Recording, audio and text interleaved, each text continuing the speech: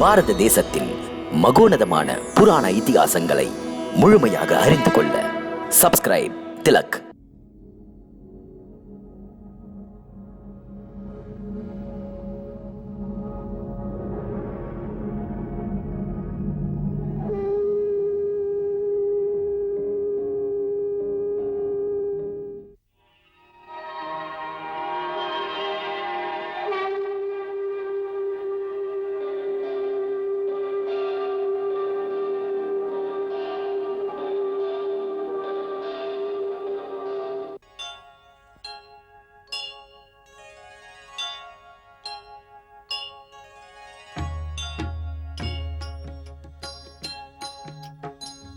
சீதாராமன் புனித கதை கேளீரே, மதுரம் மிகுந்த அனுபவம் பெற வாரீரே.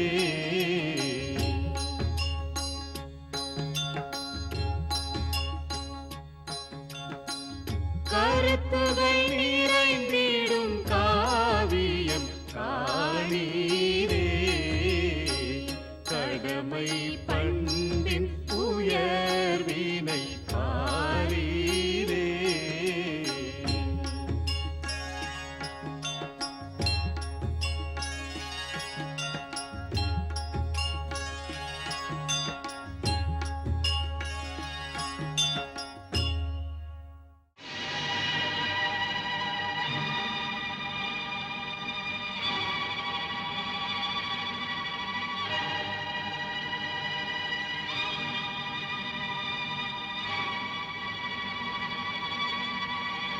அழகிய பாலகனே, யாக குதிரையை பிடித்து வைத்தது நீயா? ஆமாம்.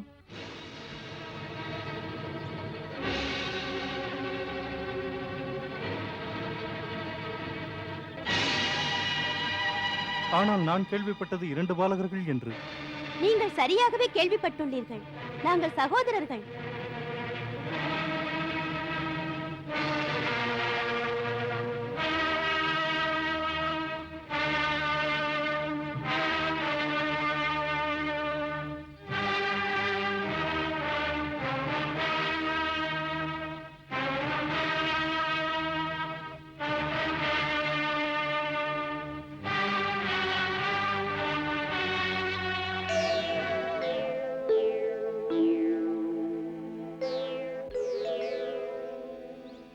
அனுமனும் வியந்தார் சிறுவர்களின்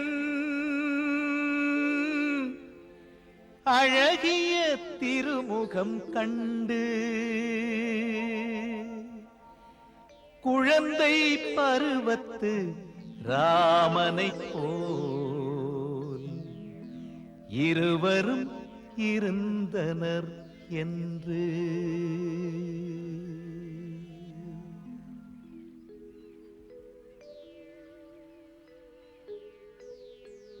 ஸ்ரீராமருக்கு நான் செய்த சேவை உண்மையெனில், அவரிடம் நான் வைத்த பக்தி பிறந்த சிசுவைப் போல தூய்மையானதெனில், எனக்கு இவ்விருவரின் தாய் தந்தையரின் தரிசனம் கிடைக்கட்டும்.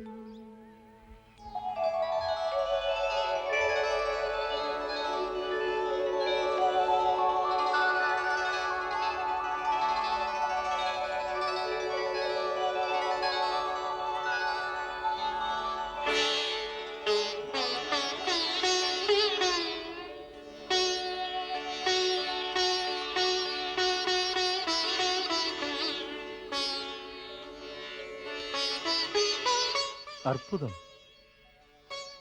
எத்தகைய அழகான ஜோடி இது!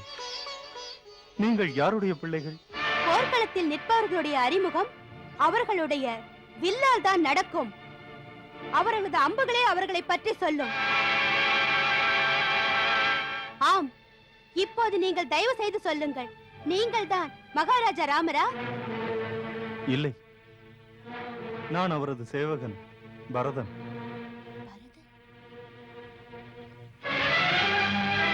இவர் மகாராஜா சுக்ரீவன்.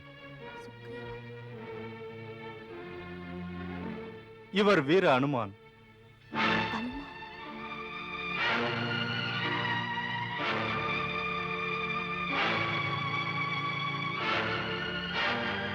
ஐயா பரதரே, குருதேவரின் கதையினால் உங்கள் பக்தி போற்றத்தக்கதென்று அறிந்தோம். அதற்காக உங்களை நாங்கள் வணங்குகிறோம்.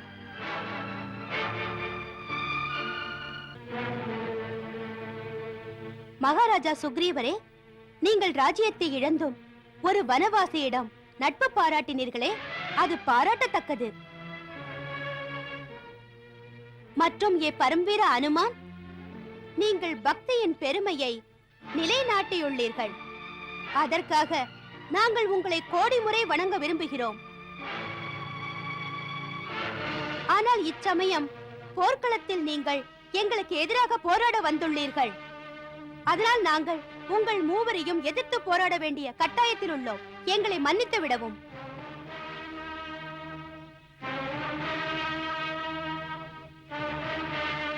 நாங்கள் இப்போதும் இதையே சொல்கிறோம். நீங்கள் இங்கிருந்து திரும்பி சென்று மகாராஜா ராமரை அனுப்புங்கள். நாங்கள் அவரது சவாலை ஏற்கின்றோம். எங்களுக்கு உங்களுடன் போரிட விருப்பமில்லை.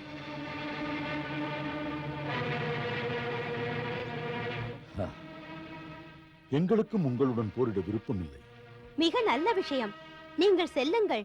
நாங்கள் உங்களை எதுவும் செய்ய மாட்டோம். ஆனால் நாங்கள் ஸ்ரீ ராமபிரபுவின் சேவகர்கள். அவரது கட்டளைப்படியே யாக குதிரையை மீட்க வந்தோம். அதனால் குதிரை இல்லாமல் திரும்ப முடியாது. அத்துடன் அவர் குதிரையுடன் உங்களையும் அழைத்து வரச் சொன்னார். சிறைப்படுத்தியா? இல்லை, என் சுவாமியிட்ட பணியை நிறைவேற்ற நான் உங்களையும் எனது சுவாமியாக நினைத்து அழைத்துச் செல்வேன். அனுமாரே, நீங்கள் வீரம் மிக்கவர்தான். இப்பொழுது சாமர்த்தியம் மிக்கவர் என்பதும் தெரிய வந்தது. இத்தகைய இனிமையான வார்த்தைகளை எல்லாம் பேசி நீங்கள் எங்களை உங்கள் ராஜாவிடம் கூட்டிச் சென்று உங்களது வெற்றியை நிரூபிக்கவும் விரும்புகிறீர்கள். அதோடு எங்களை சிறைப்பிடித்து தண்டனை தரவும் விரும்புகிறீர்கள். நாங்கள் இந்த பேச்சை கேட்டு மயங்குபவர்கள் அல்ல. அண்ணா, இதையும் சொல்லிவிடு. நாம் மகாராஜா ராமரின் சவாலை படித்தே குதிரையை பிடித்து வந்தோம். அவரிடம் சொல்லுங்கள், தானே வந்து எங்களுடன் போரிட்டு குதிரையை மீட்டு செல்லட்டும். இல்லை, சவாலை திரும்ப பெறட்டும்.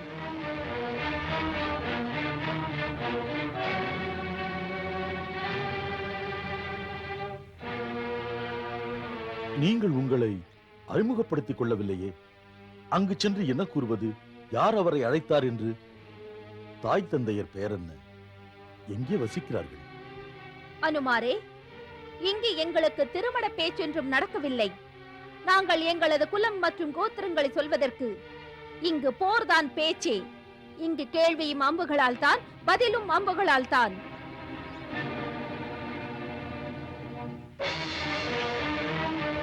உங்களுக்கு எங்கள் பேச்சு ஏற்புடையதானால் செல்லுங்கள்.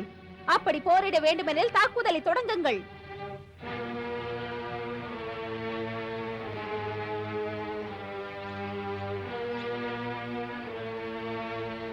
உங்களது சிறிய உருவின் மீது அம்பெய்தும்படி ஏன் எங்களை கட்டாயப்படுத்துகிறீர்கள்? உங்களது அழகிய தோற்றத்தைக் கண்டு அம்பெய்வதற்கு எங்களுக்கு மனம் வரவில்லை. அம்பை எய்வதற்கு இயலாவிடில் தோல்வியை ஏற்பதே சரியான செயலாகும். தோல்வியா? தோல்வியும் சொல் ரகுகுல சரித்திரத்திலேயே கிடையாது மூட பாலகனே. அப்போது சத்ருகனும் மற்றும் லக்ஷ்மணனும் ரகுகுலத்தவர்கள் தானே. அவர்கள் தோல்வியுற்று மூர்ச்சியாகி விழுந்து விட்டனரே. அந்த ரகுகுலத்தை பற்றி ஆணவமா உங்களுக்கு?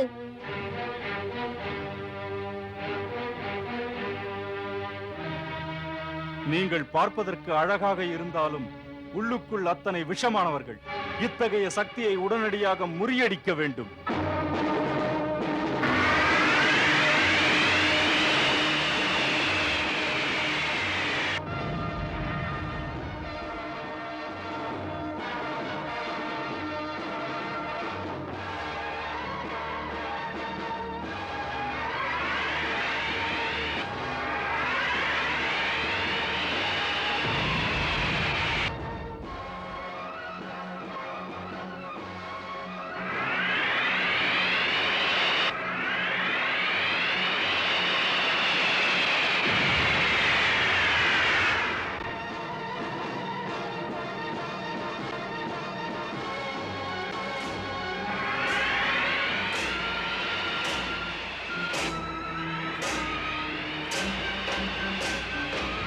போர்க்களத்தை ஏற்ற வயது இல்லா சிறுவர்களே, போருக்கஞ்ச பரதனும் அஞ்சச் செய்ததை பாருங்களே, புயலினும் வேகம் கொண்ட அத்திரம் விடுவதை பாருங்களே. பரதன் விட்ட பாணம் சென்றது வீரபாலரை வீட்டு, பாணம் சென்ற வேகம் தளர்ந்தது பாலன் முகத்தை பார்த்தே, அத்திரம் கூட ஆற்றல் இழந்தது தாக்க வலிமை இன்றி, அங்கோர் வட்டம் அவர்களை சுற்றி யாருக்கு இதிலே வெற்றி, அங்கோர் வட்டம் அவர்களை சுற்றி யாருக்கு இதிலே வெற்றி.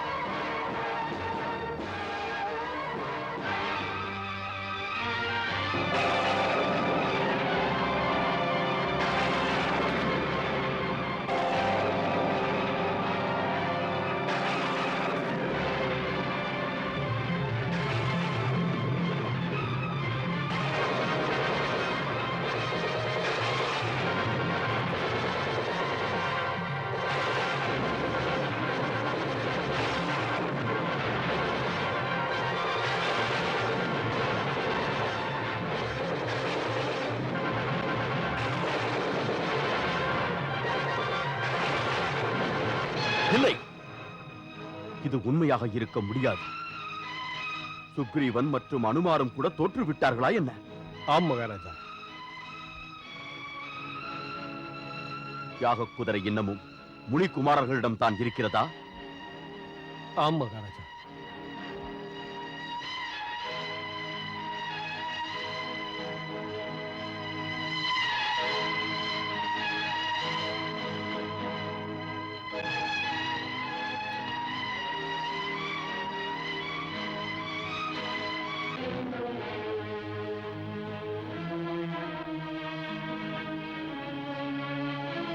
நான் செல்வது அவசியமாகிவிட்டது.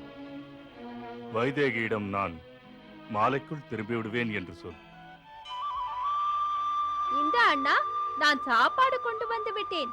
மகாராஜா, ராமர் வருவதற்கு எவ்வளவு நேரம் ஆகுமோ தெரியவில்லை. அதற்கு முன் நாம் சாப்பிட்டு விடலாம். அட, நான் மட்டும் எப்படி உண்பது? அப்போது அனுமர் பட்னி கிடக்க வேண்டுமா?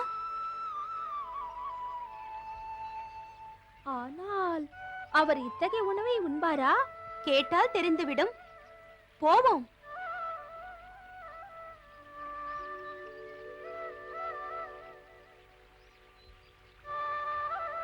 ஏ மகாவீரர் அனுமாரே, நீங்கள் மகாராஜா சுக்ரீவனின் மகாமந்திரி.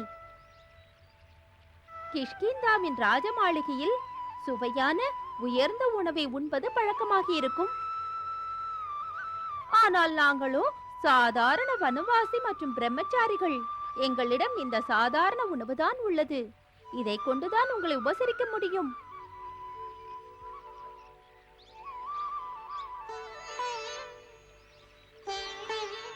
பிள்ளைகளே, சேவகர்களுக்கு சுவாமி கொடுக்கும் சாதாரண உணவு கூட அமிர்தத்திற்கு சமம். ஆனால் நீங்கள் சேவகன், நாங்கள் சுவாமி, அது எப்படி? பாருங்கள், ஒருவர் தோற்றுவிட்டால் அவர் மற்றவருக்கு சேவகனாகத்தான் ஆக வேண்டும். இல்லை ஐயா, எங்களுக்கு எந்த சேவகனும் தேவையில்லை. எங்கள் குருதேவர் ராமாயணத்தில் எழுதியுள்ளார், நீங்கள் ராமரது பரிபூரண சேவகர் என்று. அதனால் நீங்கள் அவருக்கே சேவகராயிருங்கள். ஓஹோ, அப்படி என்றால் உங்கள் குருதேவர் ராமாயணம் எழுதியுள்ளாரா? ஆம், அதில் ஸ்ரீராமரின் வாழ்க்கை சரித்திரத்தை எழுதியுள்ளார்.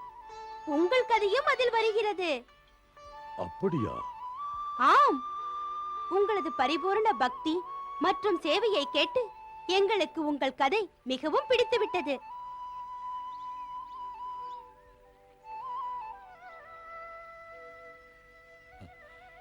எனக்கும் உங்களை மிகவும் பிடித்துவிட்டது. நீங்களும் ராமாயணத்தில் ஒரு அங்கமென்று தோன்றுகிறது. அது ஸ்ரீராமருடையதோ என்னவோ? அனுமான், இந்த மந்திரியின் ராஜநீதியை போர்க்களத்தில் பிரயோகிக்காதீர்கள். இந்தாருங்கள், உணவு அருந்துங்கள். ஆனால் அண்ணா, இவர் எப்படி உண்பார்? இவருக்கு நாம் தான் ஊட்டிவிட வேண்டும். நானே என் கையால் இவருக்கு ஊட்டுகிறேன். இல்லை இல்லை, உங்கள் கையால் எனக்கு சேவை செய்வதா? அது ஏற்றதல்ல. நீங்களும் சாப்பிடுங்கள். எங்கள் முன் ஒரு உயிர் பட்டினி கிடக்கும் பொழுது நாங்கள் உண்பதா? இது சாஸ்திர தர்மப்படி என்ன, மனித தர்மப்படியும் தவறானது, பாவமாகும். லவா, இவர் கைகளை அவிழ்த்து விடு. அண்ணா, இவர் கைகளை அவிழ்த்து விட்டால்? இல்லை இல்லை, இவர் வீர புருஷர். கைகளை விடுவித்தாலும் இவர் அதை தவறாக பயன்படுத்த மாட்டார். பாருங்கள் அனுமான், நீங்கள் சாப்பிடுவதற்காக உங்கள் கைகளை விடுவிக்கின்றோம். எங்களுக்கு வாக்களியுங்கள். உங்கள் கைகளை விடுவித்த பின்பும் நீங்கள் பேசாமல் எங்களுக்கு கட்டுப்பட்டு இங்கு உட்கார்ந்திருப்பீர்கள் என்று.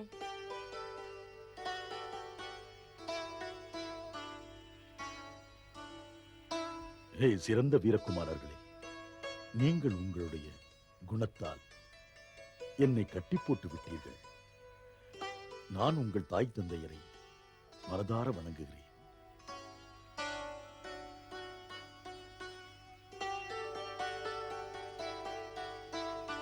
லவா, இவரது கைகளை அவிழ்த்து விடு. சரி அண்ணா.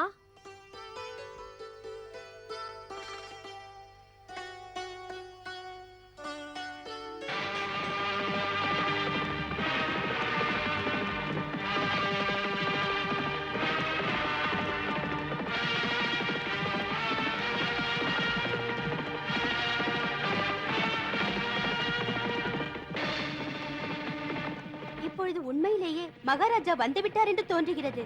வரட்டும்.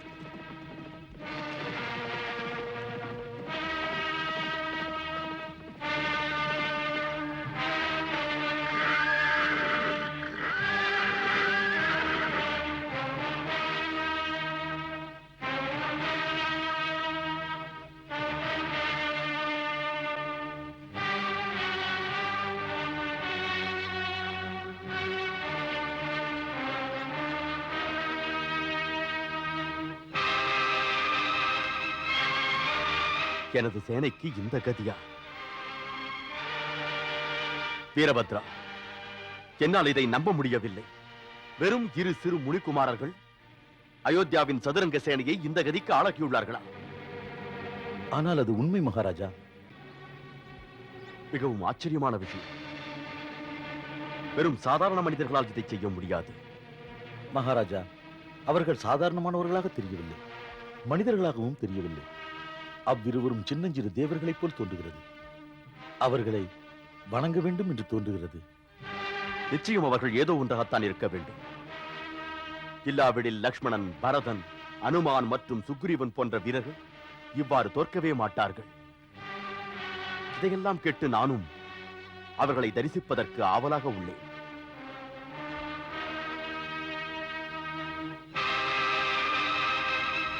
அதோ பாருங்கள் மகாராஜா, அவர்கள் தரிசனம் கிடைத்துவிட்டது.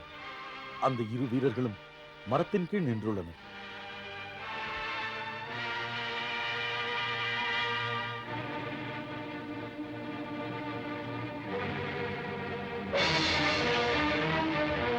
அண்ணா, தயாராக இரு. மகாராஜா ராமர் திடீரென்று மறைந்து தாக்கிவிடலாம். இத்தனை நேரமாக அருகே ஏன் வரவில்லை?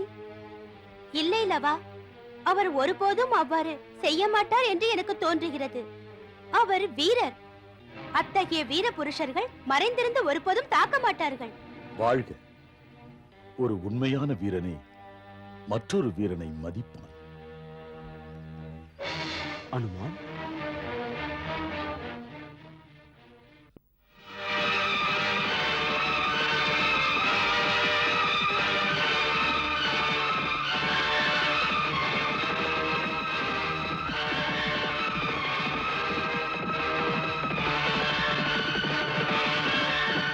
எனக்கு தோன்றுகிறது மன்னரே நேராக வந்துவிட்டார் என்று. அங்கே பார்.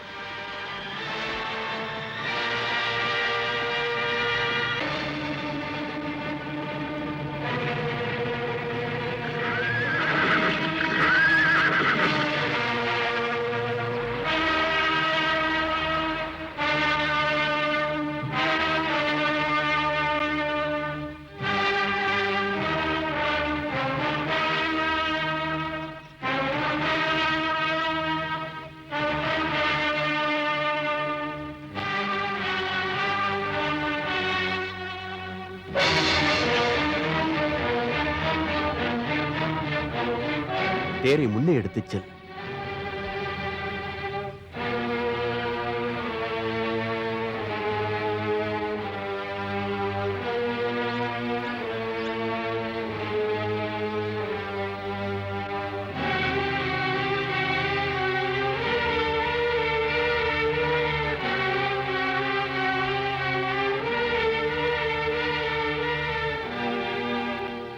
அனுமான், இது என்ன? உன்னை போன்ற மாபெரும் வீரன் இங்கே இப்படி செயலற்று போகலாமா? பிரபு, இப்போது எனது வீரத்தை காட்ட இயலவில்லை. நான் தமக்கு எந்த உதவியும் செய்ய இயலாது. நான் இவர்களின் கைதி.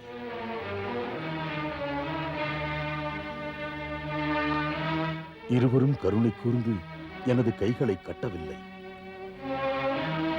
இவர்களுக்கு உறுதி அளித்துள்ளேன். எனது இந்த கைகளை பயன்படுத்துவது வெறும் உணவு உண்பதற்காக மட்டும்தான் என்று. தாம் என்னை மன்னித்து விடுங்கள்.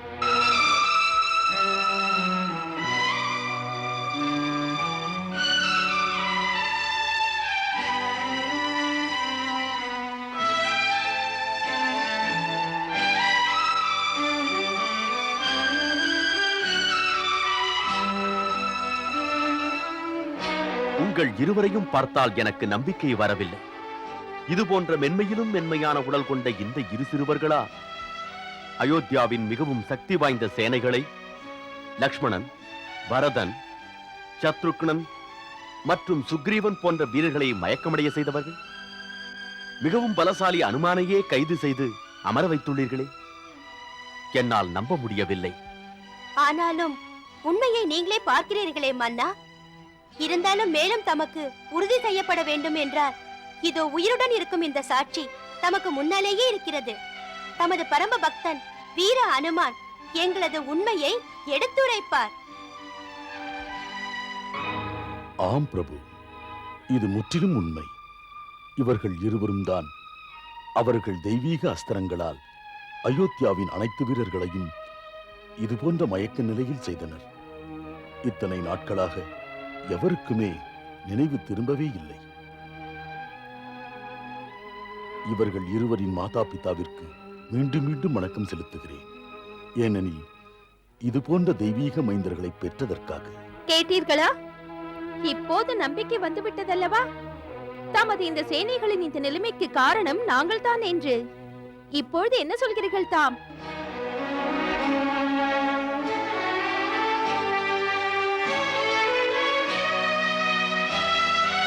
இந்த அஸ்வமேத யாகத்தின் குதிரை எமது ராஜ்யத்தின் சிறந்த வீரத்திற்கான அடையாளமாகும்.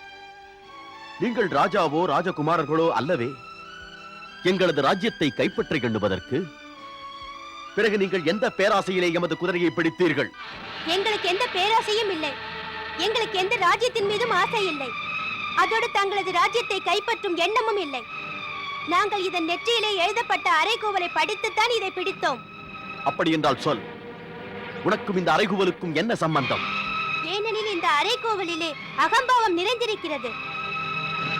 அது மட்டும் அல்ல அரசே, தங்களுடைய எண்ணம் இந்த அனைத்து உலகத்திலேயே தம்மை தவிர வேறெந்த சத்திரியனும் இல்லை, வீரனும் இல்லை என்பது.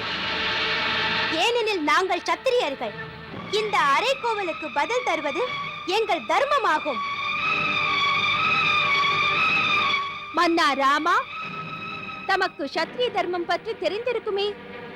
ஒரு சத்திரியன் யுத்த அறைகூவலை கேட்டுவிட்டு புறமுதுகு காட்டி ஓடிவிட்டால் பிறகு அவன் தமக்கு உயிர் கொடுத்த மாதாவிற்கு நன்றி கடன் காட்டாதவன், அதோடு அவன் தனது தந்தையின் பெயரை கௌரவிக்காதவன். சொல், உனது தந்தை யார்? நீங்கள் எங்களிடம் வெற்றி பெற்றால் பிறகு அதை பற்றி பேசலாம். இப்போது அவரை பற்றி தெரிந்து கொள்வதற்கு எந்த அவசியமும் இல்லையே. முதலில் எங்களிடம் போர் செய்யுங்கள்.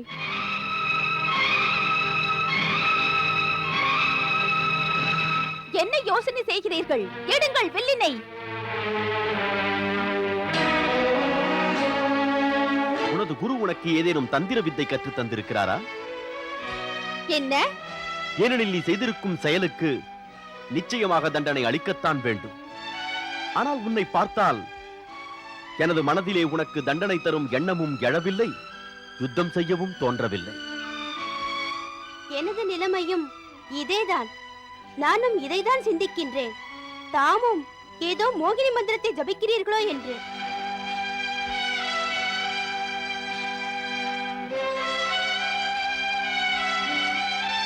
இந்த விதியின் விதிமுறைதான் என்ன? இரண்டு புறத்திலிருந்தும் வில்லினை எடுப்பது கடினமாக இருக்கிறதே. மன்னா ராமா, இது போன்ற மந்திர தந்திரங்களை பயன்படுத்துவது வீரர்களுக்கு உகந்ததல்ல. ஏதாவது செய்ய நினைத்தால் ஒரு உண்மை சத்திரியனை போல எங்களை அஸ்திர சஸ்திரங்களால் வெற்றி கொள்ளுங்கள். எண்ணங்களால் மயங்க வைத்தல் கூடாது. பாலகனே, நான் உனது அனைத்து குற்றங்களையும் மன்னித்து விடுகிறேன். இந்த யாகத்தின் குதிரையை எமக்கு திருப்பி தந்துவிடு. நான் உனக்கு எந்த தண்டனையும் வழங்கவில்லை. யுத்தத்திலே எங்களை வெற்றி கொள்ளுங்கள், பிறகு குதிரையை எடுத்துச் செல்லுங்கள். இதை நினைவில் கொள்ளுங்கள். குதிரையை எடுக்காமல் சென்று விட்டால் பிறகு அனைத்து உலகத்திலும் பிரளயமே வந்துவிடும். பாலகனே, எம்மை கட்டாயப்படுத்தாதே. தாம் யுத்த பூமிக்கு வந்து விட்டீர்கள் மன்னா. இனி தமக்கு வேறு எந்த வழியுமே இல்லை. ஒரே ஒரு வழிதான் இருக்கிறது. வில்லினை எடுங்கள்.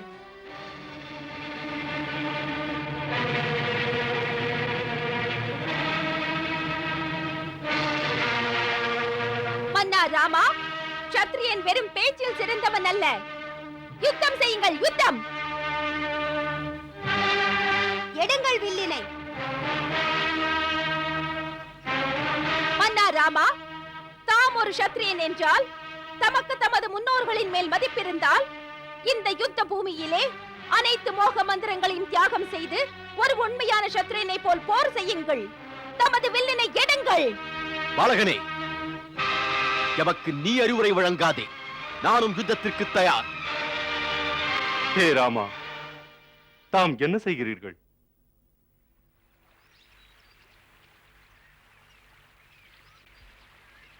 மகரிஷி, பாலகர்கள் சொல்வதை கேட்டு தாம் என்ன காரியம் செய்கிறீர்கள்?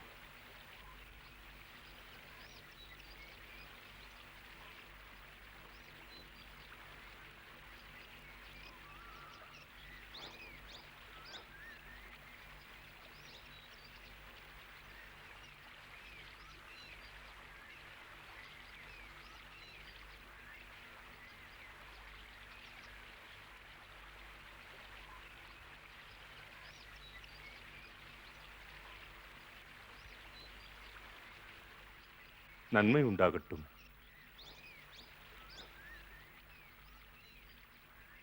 பிரபு, பெண்கள், முதியவர்கள், சிறுவர்கள், இந்த மூவரின் வாழ்வினை பாதுகாக்கும் பொறுப்பு என்பது அரசருக்கே உரியதாகும். குற்றவாளிகளாக இருந்தாலும் கூட அவரை எதிர்த்து அரசரின் கை இயங்காது. மகரிஷி, இவர்கள் மிகவும் பிடிவாதக்காரர்கள். பிள்ளைகளின் பிடிவாதம் அனைவரும் அறிந்ததே மன்னா. ஆனால் பிடிவாதத்திற்கான பதில் அரசரின் பிடிவாதம் அல்ல. குச்சா, லவா, இவர் நம்முடைய அரசர். நாம் இவரின் ராஜ்யத்தில் தான் இருக்கிறோம். அரசருக்கு முன்னால் அஸ்திரத்தை எடுப்பது ராஜதர்ம முறைப்படி பாவமாகும்.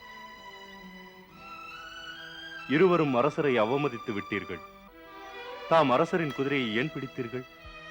2 காரணங்களால் குருதேவா. முதல் காரணம் இதுதான். இது அரைக்கோவலாகும்.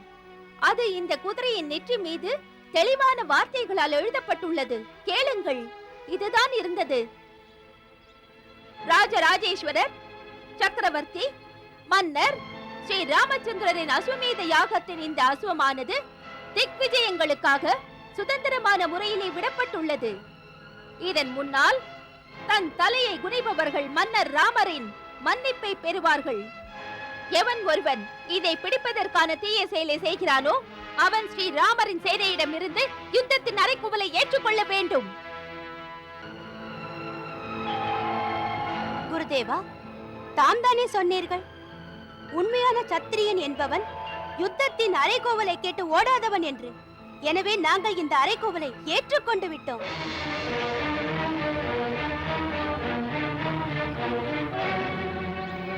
இரண்டாவது காரணம்,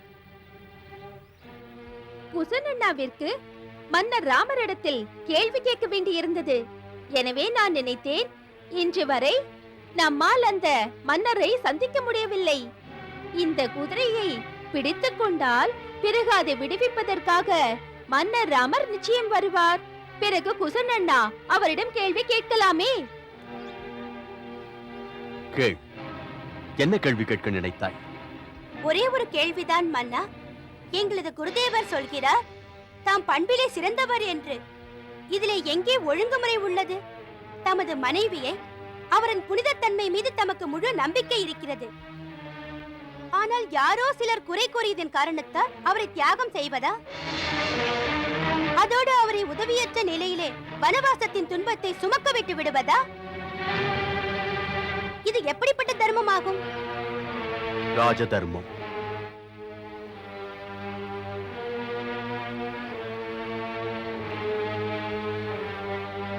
ஒரு சாதாரண மனிதனின் தர்மம் மற்றும் அரசனின் தர்மத்திலே இருக்கும் வேறுபாடு இதுதான்.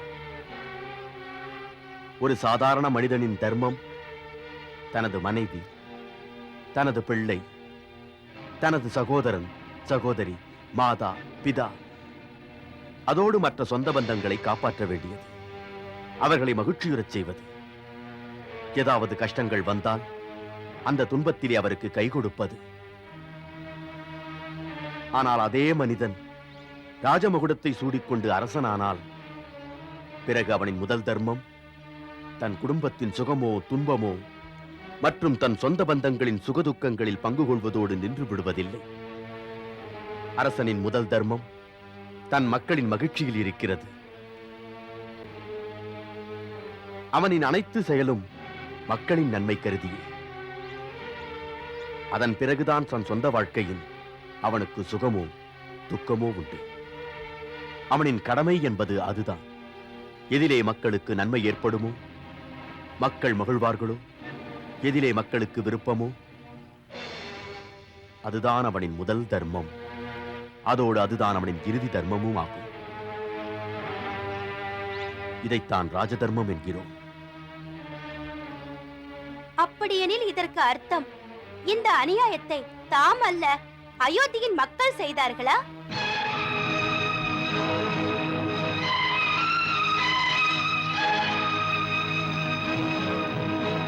அந்த அயோத்தியாவின் மக்கள் செய்திருந்தால் அதற்கான பதிலை அயோத்தியாவின் மக்களிடம்தான் கேட்க வேண்டும். லவகுச்சா, இப்பொழுது நீங்கள் இருவருமே இவரின் குதிரையை பிடித்துக் கொண்டு இவர் முன்னால் அஸ்திரத்தை ஏந்தி அவமரியாதை செய்து விட்டீர்கள். அதற்காக இவரிடத்திலே மன்னிப்பு கேட்க வேண்டும். மன்னர் ராமரை எதிர்த்து நீங்கள் அஸ்திரத்தை எடுத்தது என்பது தர்ம விரோதமானது. அதாவது உங்கள் தந்தைக்கு முன்னாலேயே அஸ்திரத்தை ஏந்தியது போல.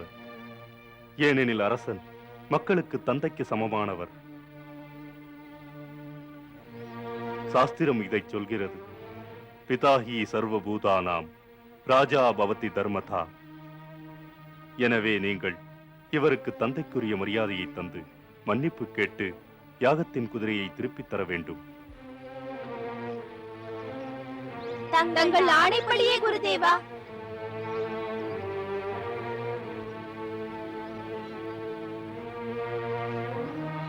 மன்னா, நாங்கள் சத்திரியனின் கடமை என்று கருதி அறியாமையால் தம்மை அவமரியாதை செய்தோம். அதற்காக தங்களிடம் மன்னிப்பு கேட்கிறோம். எனவே தாம் எங்களுக்கு தண்டனை தர நினைத்தால் அதையும் நாங்கள் ஏற்றுக்கொள்கிறோம்.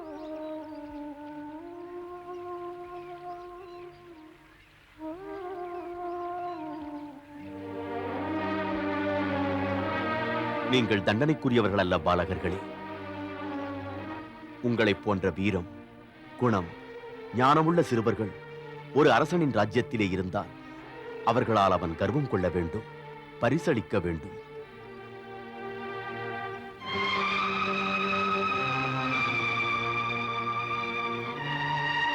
என்று உங்கள் கல்வி முழுமையடைகிறதோ அதோடு உங்கள் குரு, உங்கள் மாதா பிதா உங்களுக்கு அனுமதி அளித்தால் அன்று உங்கள் இருவருக்காக எனது மாளிகை வாசல் திறந்தே இருக்கும். தகுந்த நேரம் வரும்போது இவர்கள் தமது இந்த கருணையின் வாய்ப்பினை நிச்சயம் பெறுவார்கள். குச்சா, மைந்தா, அயோத்தியாவின் சேனை மீது இந்த முதல் வெற்றியால் நீ எனது கலையை வெற்றி பெறச் செய்தாய். இனி சைத்தன்ய அஸ்திரம் மூலமாக அனைவரின் மயக்கத்தையும் நீக்கிவிடு. மன்னர் சேனை மற்றும் உடன் பிறந்தவரோடு சென்று தனது யாகத்தினை முழுமை பெறச் செய்யுங்கள். தங்கள் ஆணைப்படியே குருதேவா. வாருங்கள் மன்னா.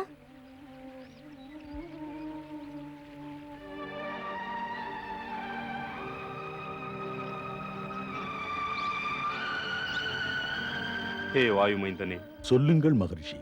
யாகத்தின் அஸ்வமேதத்தை அழைத்துச் செல்லுங்கள். தங்கள் ஆணைப்படியே.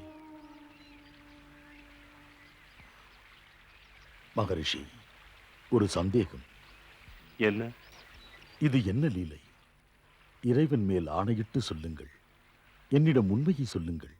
இவர்கள் இருவரும் யார்? இன்று எனது உள்மனம் சொல்கின்றதே, அது உண்மையா? பக்தியில் சிறந்தவனே, நீ உனது சக்தியின் மூலமாகவே உண்மையை அறிந்து விட்டாயே. பிறகு என்னிடம் ஏன் கேட்கின்றாய்? ஹே மாவீரனே, பக்தனின் சக்தியானது பகவானை விட சிறந்தது. இருந்தும் தம்மிடம் ஒரு வேண்டுகோள். தாம் இந்த விஷயத்தை வெளியில் சொல்ல வேண்டாம். தகுந்த நேரம் வரும்போது நானே உண்மையை சொல்கின்றேன். நானும் பார்க்கிறேன். விதியின் விளையாட்டு மிகவும் விசித்திரமாக இருக்கப் போகிறது. இருந்தும் அது எனக்கு சுகமான முடிவுக்கான அறிகுறியை தருகிறது.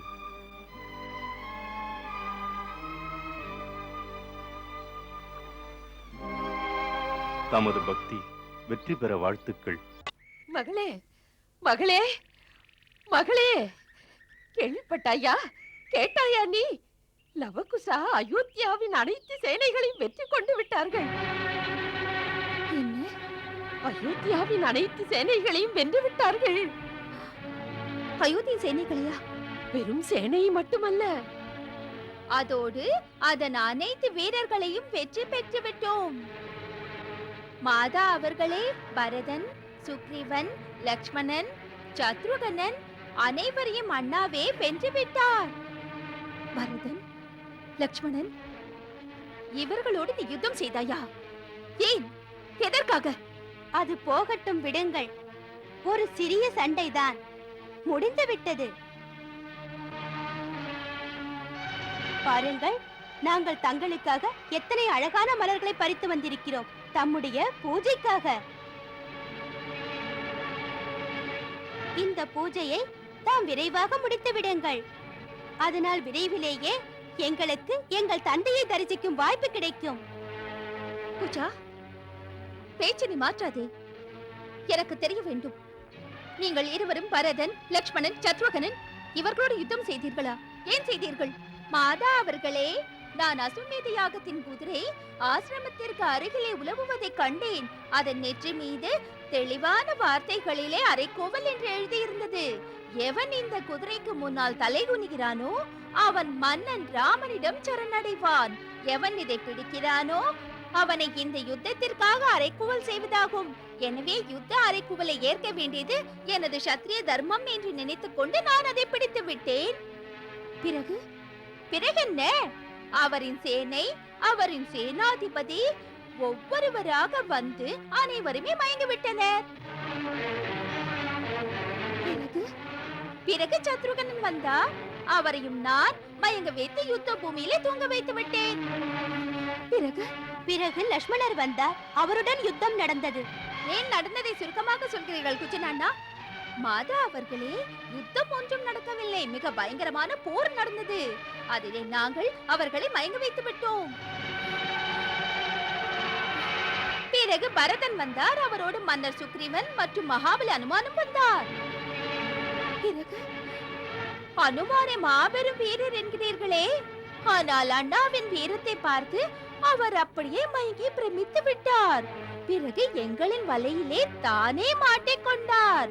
அதாவது ஒரு பசுவிடம் சிறிய கன்று சேருவது போல. இல்லை, அதோடு பரதன் அவர்கள் மற்றும் சுக்ரீவ மன்னரும் ஏராளமான சக்தியுள்ள அஸ்திரத்தை ஏவினர். ஆனால் குருதேவர் எங்களுக்கு அளித்த அந்த அஸ்திரங்கள் அவைகளையும் அழித்து விட்டன.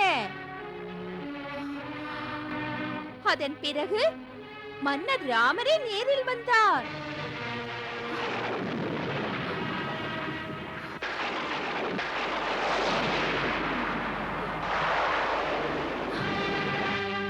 என்ன, மன்னர் ராமர் தானே இங்கு வந்தாரா? நீங்கள் அவரை எதிர்த்து போர் புரிந்தீர்களா? இல்லை, நாங்கள் வில்லேந்தி கொண்டு தயாராய் இருந்தோம். ஆனால் அவர்தான் எங்களுடன் போர் புரிய மறுத்தார்.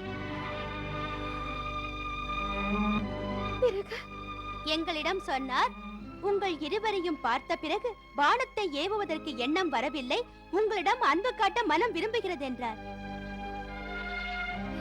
ஆனால் நான் அவரிடம் சொன்னேன், மன்னா ராமா, வெறும் பேச்சுகள் வேண்டாம், யுத்தம் செய்யுங்கள், யுத்தம். ஆனால் அங்கு யுத்தம் தொடங்குவதற்கு முன்பே குருதேவர் வந்து விட்டார். அதன் பிறகு அவர் எங்களுக்குள் யுத்தம் நடக்கவே விடவில்லை.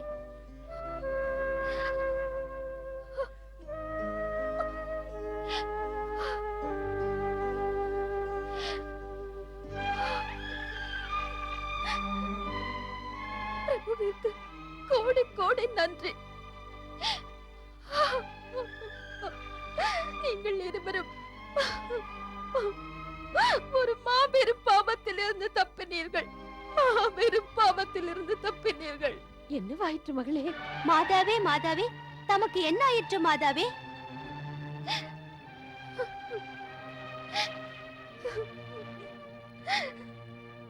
நீங்கள் இருவரும் இன்று செய்தது செய்யக்கூடாத செயலாகும். அதற்கான எந்த பரிகாரமும் கிடையாது. அனுமானை நீங்கள் ஒரு கன்றை போல கட்டி வைத்தீர்களா? அனுமான் எனது முதல் மகனாயிற்று, உங்களை விட மூத்த மைந்தன்.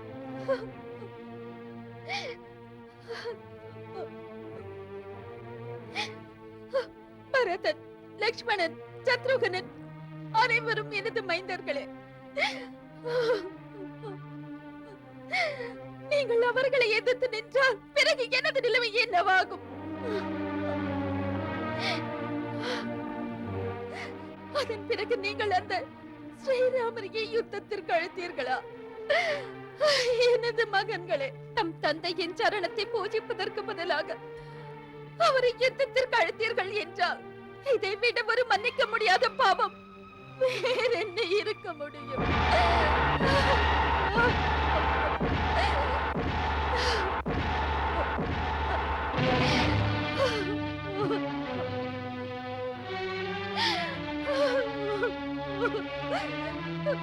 நீங்கள் அவர் மீது ஒரு பாடத்தை விட்டிருந்தால் இருந்தால் கூட அதன் பிறகு நீங்கள் இருவரும் நான் எனது உயிரை விடுவதற்கு பதிலாக வேற எந்த வழியும் இல்லாமல் செய்திருப்பீர்கள்.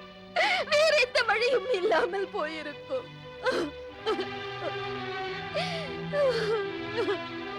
ஏன் ஏன் இவ்வாறு செய்தீர்கள்?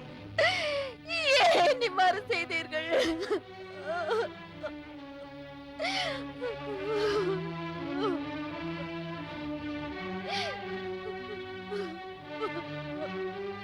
தாம் என்ன சொல்கிறீர்கள் மாதாவே? மன்னர் ராமர் எங்கள் தந்தையாரா? ஆம் மைந்தா.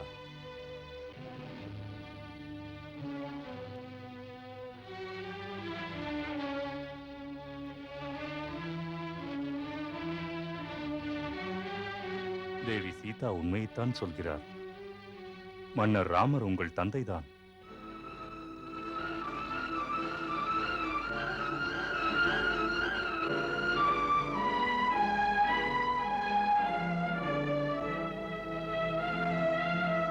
அப்படி என்றால் தாம் தான் சீதையா? உங்களைதான் மன்னர் ராமர் வனத்திலே தியாகம் செய்து விட்டாரா? ஆம் மைந்தா.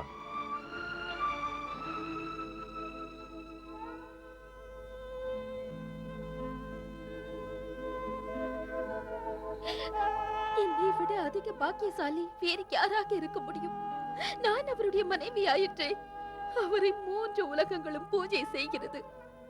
பிறகு இந்த விஷயத்தை இன்று வரை தாம் எங்களிடம் ஏன் மறைத்தீர்கள்?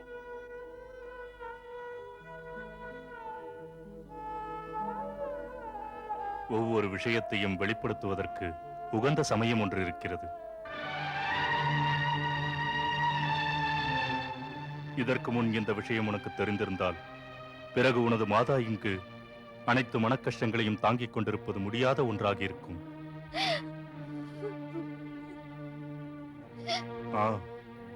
இப்பொழுது நேரம் வந்துவிட்டது. இனி நீ அயோத்தி மக்களிடத்திலே இந்த கேள்வியை கேட்க வேண்டும். அவர்கள் உனது மாதாவின் புனித தன்மை மீது குற்றம் சொன்னது எதற்காக என்று. இதே நாளுக்காகத்தான் இத்தனை வருடங்களாக எதிர்பார்த்திருந்தேன். இனி நீங்கள் அயோத்திக்கு சென்று வீடு வீடாக சீதாவின் உண்மை கதையை சொல்லி உங்களது மாதாவின் புனிதத்தன்மை மீது படிந்துள்ள மாசினை அயோத்தி மக்களின் கண்ணீரால் துடைக்க வேண்டும்.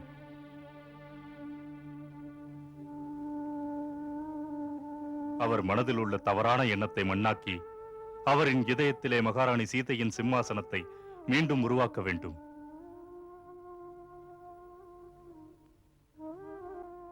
மக்களின் மனதை மாற்றி அவரை தனது மாதாவின் முன்னால் தலைகுனிய வைக்க வேண்டும். அதனால் அவர்களின் பாவத்திற்கு பரிகாரம் ஏற்படக்கூடும்.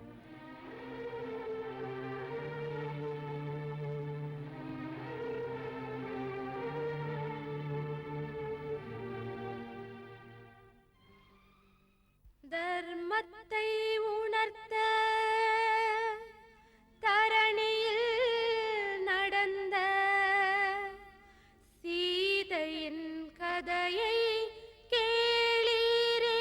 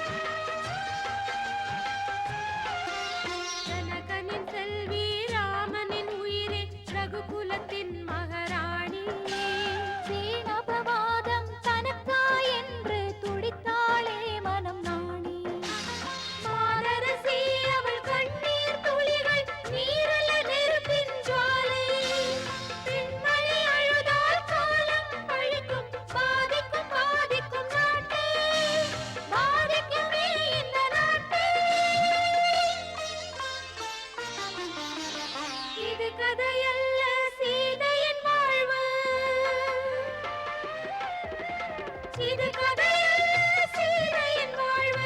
நாடே நாடே கேளாய், ஒரு காட்டில் வாழ்ந்தோம், நாட்டை காண வந்தோம். ஒரு காட்டில் வாழ்ந்தோம், நாட்டை காண வந்தோம்.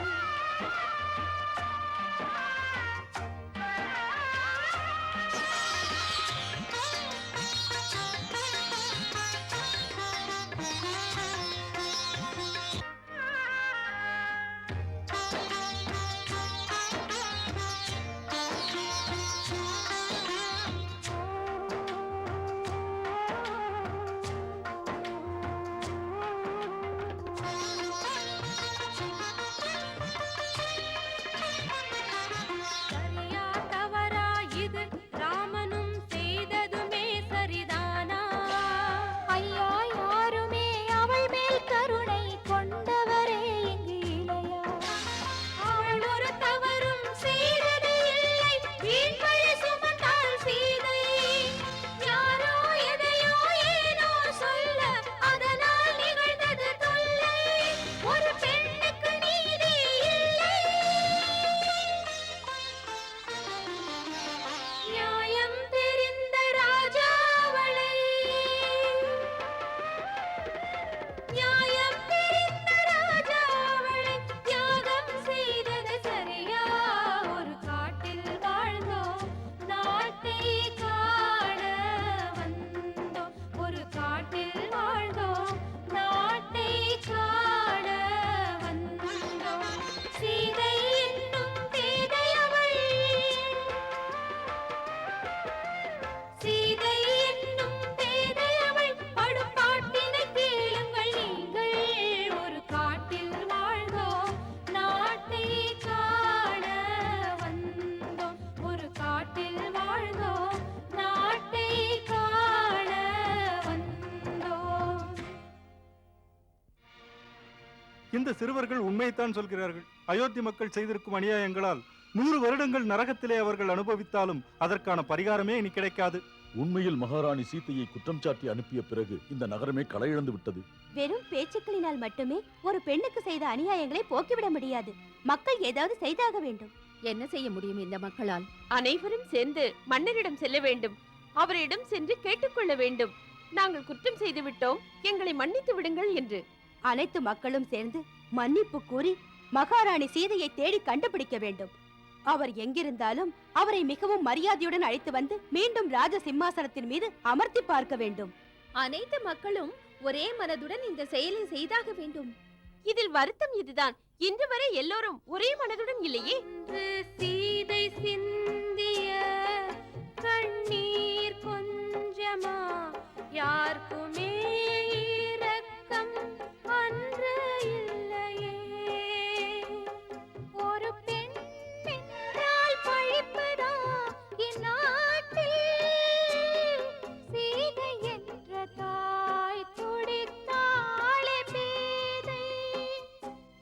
அழுதாள் அவள் மனத்திலே, அம்மை நின்ற இடத்திலே. அந்த வனம் எங்குமே சீதா மாதா. யாரும் துணையின்றி துயரோடு சென்றாள். மன்னா, அந்த ரிஷிகுமாரர்கள் அயோத்தி மக்களை அழ அழ வைத்து பைத்தியமாக்கி விட்டனர். அவர்கள் மகாராணி சீதையின் கதையை சொல்கிறார்கள். அவர்களின் குரலிலே ஒருவித கவர்ச்சி இருக்கிறது. அதை கேட்டதும் மக்கள் நின்றபடியே கேட்கிறார்கள். நகர மக்களிடத்திலே கெஞ்சி கேட்கின்ற கேள்விகளின் காரணத்தால் அனைவரும் திகைத்து நிற்கின்றார்கள்.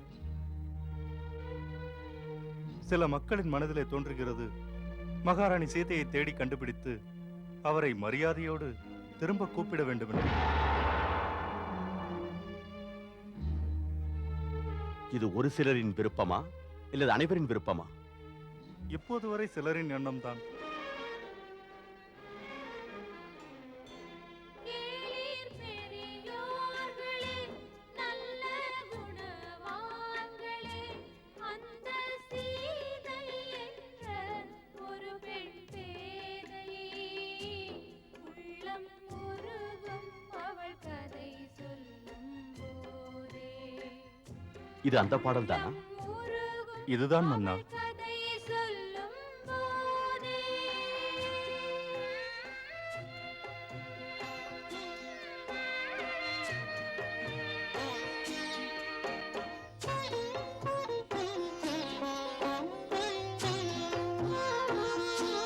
அன்று ராவணனே கவர்ந்தானே லங்கை நகர் நோக்கி கொண்டே சென்றானே சீதை கண்ணீரே கண்ணில் திரை போட கலங்கினானே ராமனை மனம் நாட உண்மை புரியாதவர் பெண்ணை அறியாதவர் கண்ணை நம்பாதவர் உள்ள நாடு சீதை வாழாமல் செய்தாரே கேடு.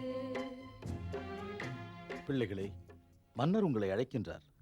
மன்னரா? எங்கே? தனது அறைக்கு. ஆனால் எதற்கு? அது அவருக்கு தான் தெரியும். நான் நினைக்கிறேன் உங்கள் இனிய கீதத்தை கேட்க விருப்பமாக இருக்கும். வாருங்கள்.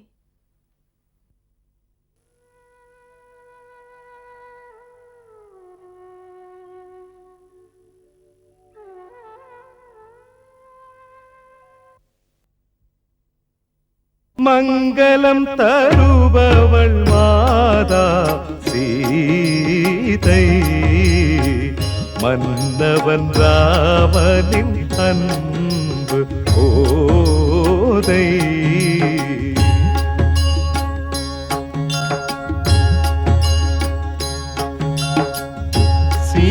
சீதாராமன் புனித கதை கேளீரே மதுரம் மிகுந்த அனுபவம் பெற மாறீரே